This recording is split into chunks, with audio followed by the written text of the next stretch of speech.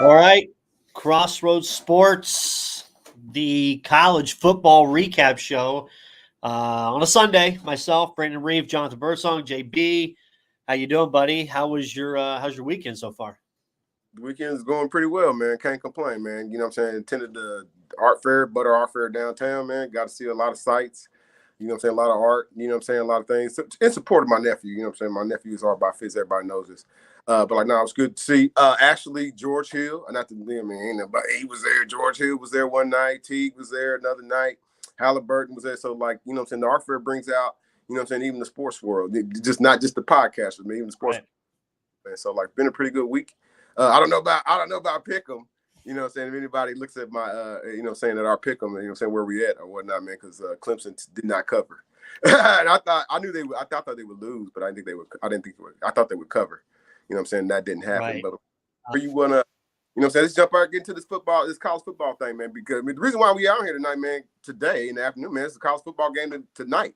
You know what I'm saying? Believe it or not. So, what are some of your thoughts around like what we seen in between? You know what I'm saying, Georgia State, Georgia. You know what I'm saying, last time we saw Georgia Tech beat Florida at the open week 0 to like right now, man. What you get from yesterday?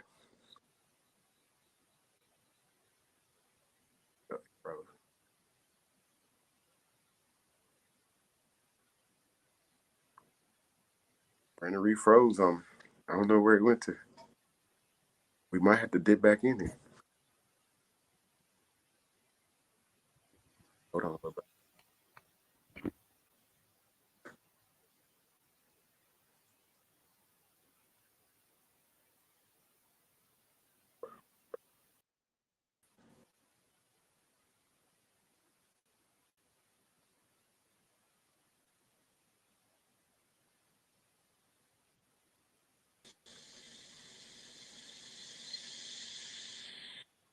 Brandon, you still there?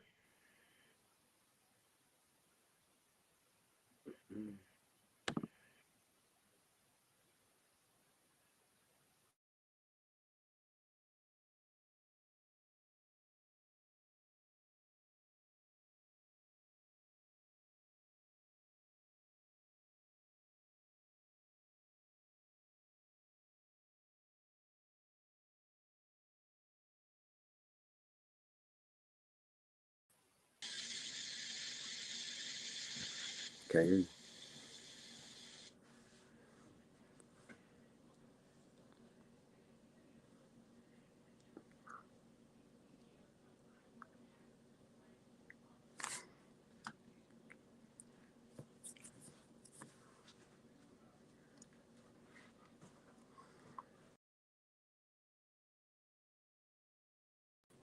TikTok robot. Can you see me now? Yeah, I got you. All right. The networks are getting us apparently. All right. First off, Georgia, Clemson. Georgia just shows the type of juggernaut they still are. And when they don't fuck around and like they did with Alabama and fall right into the Nick Saban's plan and his trap. Carson Beck, I don't think it's any I don't think there's any hiding behind it. I wasn't a big fan of Carson Beck going into this season. I'm still technically not as much. I don't think he's a Heisman candidate. I'm sorry. He will be because he's on the number 1 team in the country, but I don't think he's a Heisman type candidate. Right. Dabo, it just proves more to me how much you need to use that transfer portal, how much you need to just even get 4 guys. Get 5 guys. You can get those guys out there at Clemson how you need to. For Clemson to do a rebuild or I won't say rebuild, to do a retool, you probably don't need number 1 Georgia on your schedule to start the damn season off. You know, I mean, it's a good measuring stick to see where you're at. Right. But John, I mean, third quarter, Georgia quit messing around and just laid the hammer to him. I was gonna say, man, after Kobe Young with the touchdown, I think it was before the second half ended, man. It's like 13-0, man. It kind of felt like depleted, man, because Clemson couldn't really move the ball. You know what I'm saying? What they had, what Dabo Swinney has been known to have, you know what I'm saying, a key wideout or 2, definitely a great quarterback, definitely a running game. Like none of that kind of transpired yesterday, man. They looked like Iowa from 2019 yesterday, man. You know what I'm saying? Competent enough to play on this field with these elite levels, but like, you know what I'm saying, maybe And I kind of want to delve into it. So, Mike, I don't know what Dabo's mind, man. I did listen to his presser on game day before, and he's still kind of stout, in his beliefs, man. Like, yo, I'm here to develop men, and then maybe some of those guys potentially will be somebody. But Dabo, if he's watching, right, I would hint it with that. So, like, if a guy stays in your program that you brought in as a freshman for 2 years, and then he shows that, or he gets, if he shows that, or he knows that, in his mind that his talent is being kind of wasted, they probably gonna start bolting. And then you're gonna find out, how good, that the kid that left you is. So, like, man, what he needs to do, right? It's probably a little, I'm not gonna say, I hate saying raid, raid another team, but like, you have to find out, the mature, because you're right, you're playing a Georgia, like, everybody on that team is mature. Everybody's on that, so you have to refuel, your program. We use that. We refill your program with elite level athletes. We know there's elite level athletes, on that line. So when I think about how they couldn't run the ball, or how they couldn't get a whole lot of press, they're wide outs. I think the top wide out name escapes right now, but I think he had maybe 17 yards. Average. It might not even be that. It might have been like 12. But like, no, until he gets the offensive line push, they can kind of, I don't think Club Nicks is anybody's, third rounder, No. that. But you can win, some football games with not necessarily NFL level talent at quarterback. But But these are the things that Clemson's not known to have. Clemson's known to used to have a good running back, like I said, good quarterback, and definitely some good wideouts, man. And right now, all those things are definitely in jeopardy. Yeah, absolutely. And like I said, Clemson, you're retooling. You probably don't even have Georgia on that schedule, but and here's my thing: Georgia looks scary, John, and they probably had what 5, 6 guys out of the normal people. Yeah. Running back Etienne didn't play. Yeah, didn't get the full. You got Georgia pretty. Let's make a point. But you didn't necessarily get the full Georgia. So for those SEC fans and Georgia fans, man, Georgia looks pretty good. Georgia looks like they're prime to make a run. Yeah. Miami and Florida. John, I said it several times leading up to it, how much I believed in Miami, how much I believed in Cam Ward this year, how much I thought the Florida Gators were frauds, how much I thought Billy Napier's a fraud. He needs to be fired. Flat out, he needs to be fired. That was a piss poor performance for a home opener in the swamp against your quote rivals, one of your rivals with Miami. And Cam Ward looks dynamic. Cristobal looks like he's got this team going. Now, I know people fallen in the trap. I fallen in the trap before this Miami team, but I picked them to win the ACC. I picked them to be in the college football playoff top 4 seeds because you win your division, your conference, you're in the top 4. I have faith in them. I feel even more confident seeing how Miami handle Florida. I know they're not a bad team, right? But they got to fire the coach, man. He's terrible. Sun Belt. They don't call him Sun Belt Billy for nothing. The way I look at Miami's performance yesterday, man, definitely the right start for them. As we've known in the last 3 seasons, they kind of come out not necessarily looking underwhelming, I'll say. So this year they did raid the portal and they recruited their own as well. And the U is not just back yet. You can't be back if you've never won the ACC title. Which they have never. You can't be back just yet. So this is definitely a good start. I still would hinder the caution, Brandon. Like, Florida State ain't necessarily going away. And you have to remember, y'all Clemson haters, what you are on day 1 of the season is not necessarily what you are on day 10. I'm sorry, week 10. So I still expect Clemson to win some games. Now that Syracuse game looks a little bit more, oh my God, because they always play Syracuse, Syracuse always play them tough. But like, nah, man. The ACC, those are still two. I know. Clemson, how could you say that Clemson looked like a dog yesterday? But I still would say, those are still the top 3 teams in the ACC. Miami is going to still have got some work. They're going to get tested by NC State. They're going to get tested, by Florida State, and potentially, I don't know. I don't think they have Notre Dame on their schedule. They don't. Okay, but Boston College, or even the Georgia, who we saw be spoiler to Florida State, they're going to test them. So, but like I said, Miami looks like the part that they are ready to hoist their first ACC title. Game of the night, Notre Dame, Texas A&M comes down. I I had Notre Dame at first. I flipped to Texas A&M, thinking the home and crowd advantage, 12th man will kind of do it. And I thought there'd be initially there was going to be some weather issues. I thought down there, it didn't end up being the case, but I picked for Pick'em to Texas A&M, but I had money on Notre Dame for the cover. Seeing Texas A&M and Elko versus Texas A&M and Jimbo Fisher, I don't see a difference. Not at all. Besides Elko wearing a shirt that's maybe 2 sizes too small for him, having dad bod out there, but nothing wrong with dad bod. Right. But yeah, man, Riley Leonard, not the most superb game passing. I mean, he only had 170 something yards passing. I think no touchdowns, no interceptions. He took care of the ball. I think they used his legs more than what I thought they would with Riley Leonard. I thought he was more of like seen him at Duke, more of a statue passer, that type of thing, stay in the pocket. But Freeman's got him out running, got him loose on the ends. Notre Dame's offensive line is I'm not going to see the greatest of what has been in the past with your Zach Martins and your Quentin Nelsons and those right. in the past, but y'all know they held up against the SEC big boys with Texas A&M. You got to love that being an Irish fan. Hey, you got past that's maybe 1 to 3 tests you have this year. That's it. So for Notre Dame on their way to that college football playoff. So impressive performance by Notre Dame going to Kyle Field on the road against A&M. Yeah, there was a lot of, I won't say impressive, I'll say lopsided victories. Yesterday, man, Utah scrambled for, beat the hell out of, Utah State. Not Ole Miss. Kansas blew out. Oklahoma blew out. Wise Temple got a Brandon. They're gonna come after me now. Wise Temple even got a football program. Who's giving money to this daggone program, man? That they keep on. They couldn't move the ball yesterday.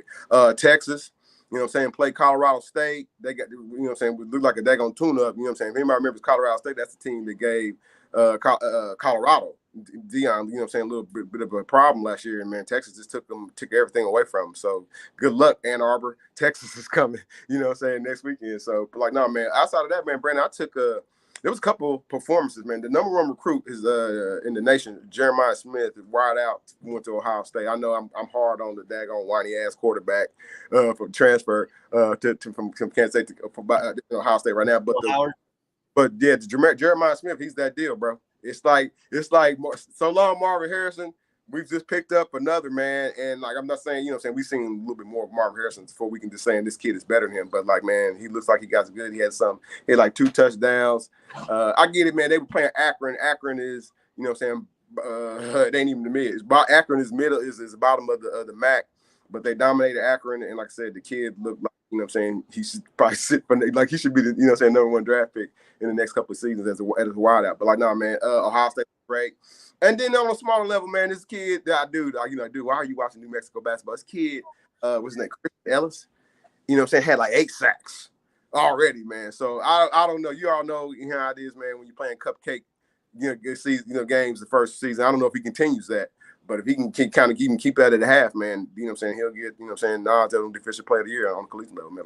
Man, there's some great football yesterday, but definitely some lopsided performances as well. Yeah, one thing I think I liked, obviously we don't have no Pac-12 after dark football to watch, but old Pac-12 team I watched last night, I was impressed with Arizona. I think between them and Utah to win the Big 12, honestly. But their wide receiver, McMillan, last night, 4 touchdowns, 304 yards receiving. Arizona is slinging it. They're going to be a problem this year. I picked Utah to win the Big 12. I can also see Arizona being right up there as well, taking away your typical regulars you have of Kansas, Oklahoma State, those type that typically would be atop of the Big 12 since the departure of Texas and Oklahoma there. Oregon, I'm gonna say they survived, John. They survived. It was down to a 7-point game or 3-point game there in the fourth quarter with 6 minutes to go, and Idaho scored a touchdown. And I was like, "Oh, hold on now. Are we getting a little early hangover before we enter the Big Ten?" Because Oregon's picked to do pretty well there. So I was a little shocked by that. But like you said, I mean, Alabama beat the shit out of Western Kentucky 61-0 or 63-0. Ole Miss beat Furman 76-0. Lane Train and Jackson Dart and them were already putting up the points out there. I thought that was pretty impressive there. Like you talked about Texas. I'm actually impressed with Penn State. I was getting ready to get to them, man. I didn't think they were going to play the second half. I mean, it's like a biblical storm there. Got a good defense. And I know that the SEC haters going to be like, well, their defense ain't better than Georgia's. And we, that all the, blanks that the SEC kind of put up, they're going to go down the line. The SEC ain't better than Texas. But guess what? Penn State played a better opponent. Who's that coordinator? Tom Allen, he was going crazy on the sideline, man. They got a decent quarterback, man. I'm not saying he can't necessarily push it down the field in Drew Aller. Because like last year he had 25 touchdowns to 2 interceptions, but he's not necessarily, and those are good stats, but that's not necessarily unslingers. That's not, he's not necessarily been a guy that can push down. He's basically kind of runs a whole lot of slants, and they kind of let their defense kind of take over, man. But like yesterday, man, they looked like they could compete with anybody, man. But before we can go into saying that, man, we know Penn State must go to Michigan or have to play Michigan, and Penn State must, overcome the bugaboo that is Ohio State. Yeah. Another one yesterday. Actually, I want to talk Colorado real quick because they played Thursday night, so it's easy to get past that. To me, John, it looks like the same team from last year. You got 2-star great guys, and then you got a mess of everything else. You replace a lot. North Dakota State's no joke. Right. They're already good enough to begin with. By the way, I didn't know Bill Goldberg's son played for Colorado, and I saw him doing like a pregame speech. So that's nuts. But it makes sense because Bill Goldberg and Deion were on the same team in Atlanta. So That's the connection there. He didn't come out no fire. Crazy. But Colorado, I didn't see any improvement, John. It looks like the same exact black and white team from last year. We have, he got Shedeur Sanders, obviously, who's leading the nation in passing yardage at 445, which is incredible, right? The Horn kid, I know I'm missing somebody, man. Shame on me, but he's got 3. And like Deion kind of openly talked about it, it kind of drives me crazy because, like, dude, your job, Deion Sanders, not to get your sons or anybody else into the NFL. You know what I'm saying? That's what the scouts is there for. As he said that, there's a lot of scouts in here looking at my son. Hey, hold on, bro. Like, dude, look, this is Colorado, man. Colorado paid him, and the expectation is to put Colorado. If anybody remembers Colorado in the 90s, man, you know what I'm saying? They were a factor. You know what I mean? You had to talk about Colorado, top 6, every year. That's what his job is. Like right now, it's kind of media hype, right? Next week, you're on the road against Nebraska. Nebraska is in the similar situation, trying to get back. Definitely got some wins behind them, but maybe not as much as offensively. We'll see because they have some new quarterbacks play in Nebraska. But like, man, you're absolutely right, man. We've seen overuse play of his star players, and in past, man, when you think about Georgia, when you think about Alabama, when they won the national championship, like I said, even go back to Kirby. I'm saying even go back to Clemson, man. It's more than just the quarterback. It's more than just the wide out, this special. It's more than just this corner that does. I get it. It got to do with 3 guys. Great. It is. It is great. I don't want to just say pray from it, but you know what I'm saying? Y'all beating in North Dakota State barely. When a team like, like Georgia would roll them dudes. Period. Right. Here's my thing. You could clip this, and we'll probably get our media credentials revoked from Colorado in the future. Who's driving out there? When Colorado was what, 1 and whatever when Deion came there? They was 1 and nothing. Yeah, 1 and horrible. 1 and whatever, right? 1 in a million. Deion came there. They got 4 wins. They started out 3-0 or whatever before their first loss. So the hype train was. Deion ain't staying past this year, and I'm going to tell you this. Clip it. You can call it a hot take. It might be a hot take because there might be enough people that agree with me. Go ahead. He is going to leave Colorado in a worse position than Colorado was at 1-11 when he came in. I feel bad for that campus, that program, because it's going to have to restart from the ground up all over again once Deion leaves. Remains to be seen, man. It remains to be seen, man. I don't know. I haven't heard anything. Like I said, we've heard him talk openly about. You watch the attendance. NFL. 30,000 maybe, whatever, 25,000. I don't even know what the stadium holds. Mm-hmm. They may be able to get a quarter of it. Colorado got some winnable games, man. You think about UCF. Colorado State, they can beat. about Colorado State. You think about maybe not Baylor. Maybe Baylor this year. Baylor this year. Kansas State, tough out for them.